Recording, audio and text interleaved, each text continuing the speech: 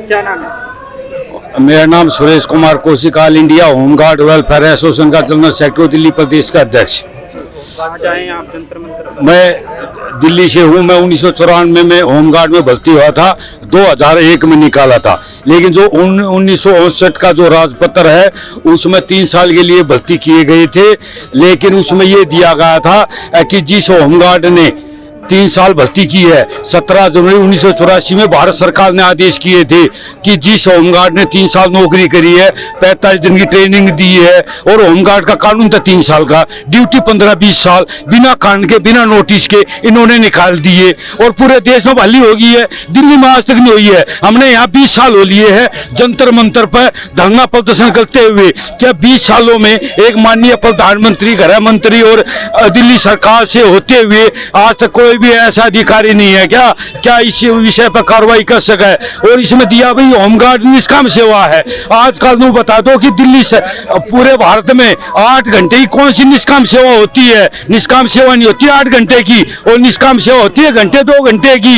1962 में जब युद्ध होया था उस समय होमगार्ड की अहम भूमिका थी। और जो होमगार्ड की स्टैंक जो दिल्ली की है 10,285 थी, और 17 जनवरी जो लोकसभा क्वेश्चन है 2002 का, इसमें बताया गया कि 1995 में था जो 2002 पार्लियामेंट क्वेश्चन उठा है, इसमें 17,505 होमगार्ड सेवा मुक्त कर दिए गए थे। जब स्टैंक दिल्ली की 10,285 है तो 17,505 ये कहां से आगे है? लेकिन इन्होंने 66 में आदेश करे थे, 1966 में आदेश हुए थे भाई जितने भी होमगार्ड है इनको रेलवे अन्य विभागों में भी भेजा जाए। वे 84 में आदेश हुए, 84 में बिहार और मध्य प्रदेश ने कर दिया, दिल्ली में नहीं होया। दिल्ली में नहीं होने की वजह से 20 सालों से दर की ठोकरें खा रहे हैं। और क्योंकि हमने बार बार में इनमें पार्लियामेंट में क्वेश्चन उठाया गया इस मामले में COD ग्रुप पे, लेकिन अब तक यहाँ दिल्ली में कार्रवाई नहीं हुई है। क्योंकि हमें 20 साल हो लिए हैं यहाँ धरना प्रदर्शन करते हुए, लेकिन हम माननीय प्रधानमंत्री ले गए, दिल्ली सरकार तक ज्ञापन देते आ रहे हैं। कभी हम जंतर मंतर करते हैं, कभी हम LG हाउस करते हैं, कभी सिम हाउस पे करते हैं, कभी सचिवालय पे करते हैं अपनी मांगों को लेकर। लेकिन कोई भी अधिकारी ऐसा नहीं है क्या? जब ये मंत्री और ये IPS अधिकारी जब ये शपथ लेते हैं हम ईमानदारी से काम करेंगे, या ईमानदारी कहाँ है जो एक 20 साल में एक बहाली नहीं कर सकते? और जो ये कानून है ये काला कानून है, ये 1940 में बनाई गई थी, ब्रिटिश सरकार ने बनाई थी होमगार्ड, लेकिन ये उसको कानून आज तक चला हुआ है। क्यों चला हुआ है? क्योंकि जब 370 हटा सकते हैं तो होमगार्ड को रोजगार देने के लिए भारत सरकार, दिल्ली सरकार इतने बड़े बड़े दावा करती है हम 20 सालों में हम इनको 20 लाख रोजगार देंगे। 20 लाख कहाँ रोजगार देंगे? किसको देंगे? हम तो 20, हमने तो कई हजार आदमी है कि आते तो फालतू हमारे मर भी लिए।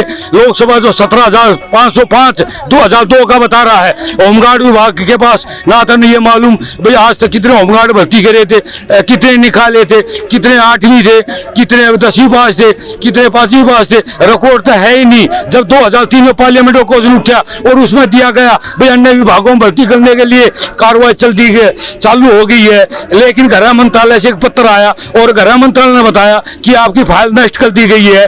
जब 1999 में दिल्ली हाई कोर्ट ने आदेश करे भाई जो COD ग्रुप है इस पे एक पॉलिसी बनाई जाए, इन्होंने 2000 में पॉलिसी बनाई, 18/4/2000 में पॉलिसी बनाई। वो पॉलिसी जब 2000 में पॉलिसी बनाई है तो 2003 में इनने 2008 के लेटर पे इन्होंने ये दे दिया कि इनकी जो फाइल थी नष्ट हो गई है।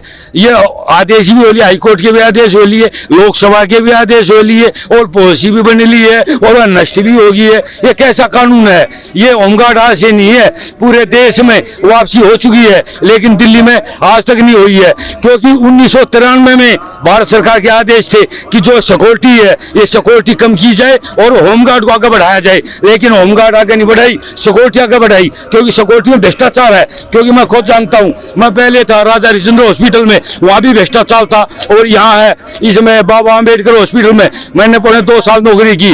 उन्होंने एक टेंडर आता है, दूसरा जाता है, पैसे लो, भर्ती करो, और दिल्ली सरकार कहती है और पंजाब सरकार भी कह रही है कि वो भाई भ्रष्टाचार खत्म करेंगे। भ्रष्टाचार कहाँ से खत्म होगा?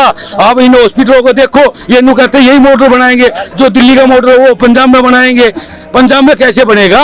जब दिल्ली में हॉस्पिटलों में जांच करो इनकी, जो सिक्योरिटी के जो टेंडर दिए जाते हैं वो कितने पैसे ऊपर देते हैं और कितने उनसे जो भर्ती करते हैं उनसे लिए जाते हैं, जो पैसा देते हैं सिक्योरिटी में। और होमगार्ड के बहुत होते हैं, वो तो कहीं नौकरी होती नहीं है, सिक्योरिटी में होमगार्ड के होते हैं और होमगार्ड को सिक्योरिटी में पैसा देते हैं तो सिक्योरिटी में ले लेते हैं, नहीं देते तो उनको बाहर कर देते हैं। ये आज का सिस्टम हो रहा है, ये भ्रष्टाचार का। ये भ्रष्टाचार कब खत्म होएगा? ये जो आंदोलन हुआ था, अन्ना हजारे ने जो आंदोलन करा था, एक भ्रष्टाचार पर आंदोलन था।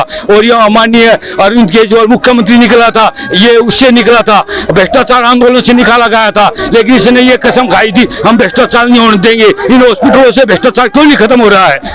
और भी वो बतेरे विभाग है, लेकिन मैं तो इन हॉस्पिटल में नौकरी की थी मैंने कुछ साल। ये करते हैं, लगाते हैं, पैसे लेते हैं, उसके बाद दूसरा टेंडर आता है, दूसरा टेंडर आने के बाद वो दूसरा पैसे लेता है, उसको पैसे देते हैं तो वे भर्ती कर लेते हैं, नहीं तो निकाल देते हैं। ये अधिकार किसने दिया? क्या कानून नहीं है श्रम मंत्रालय की तरफ से? भाई कोई भी आदमी अगर भर्ती किया जाएगा, वो कोरोना के टाइम में जान की बाजी लगा के जिन्होंने ड्यूटी की है इनको निकाल दिया। क्यों निकाल दिया? ये कानून नहीं बनाते श्रम मंत्रालय, कोई कानून नहीं बनाता। या मनमुर्जी चाली ठेकेदारों की, और यही देश को चला रहे हैं। और तो मैं यही कहना चाहता हूँ, मेन बात है कि जो ये होमगार्ड है, होमगार्ड को जब आज तक बहाली नहीं हुई है, वे बेचारे दुखी हो गए, परेशान हो गए, भूखमरी से बचने के लिए सिक्योरिटी में भागते हैं। लेकिन सिक्योरिटी में भी इनकी कोई वो नहीं होती, वहाँ भी शोषण होता है। लेकिन ये शोषण मिट नहीं सकता, क्योंकि जब से हमारा जो हिंदुस्तान में जो भ्रष्टाचार है ये डिम्ब की त्रिया लगा हुआ है। और ये भ्रष्टाचार कब खत्म होएगा, कैसे होगा, वो परमात्मा जाने। हम तो यही कहते हैं कि हमने जो 20 साल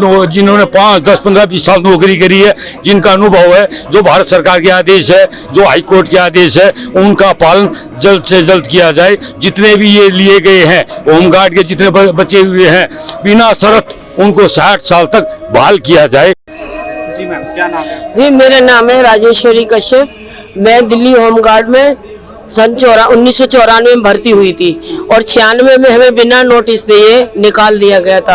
उस दिन से सर हमने दिल्ली में दिल्ली सरकार से, राज्य सरकार से सब जगह मीटिंग करके, धरना करके आज हम इतने परेशान हो, 22-23 साल हो गए, हमें कोई भी रोजगार में कहीं नहीं मिल रहा है। और हमारी इतनी परिस्थिति खराब है कि हम कुछ कह नहीं। हमारे साथ 15-20 महिलाएं हैं जो अत्यंत दुखी भी हैं।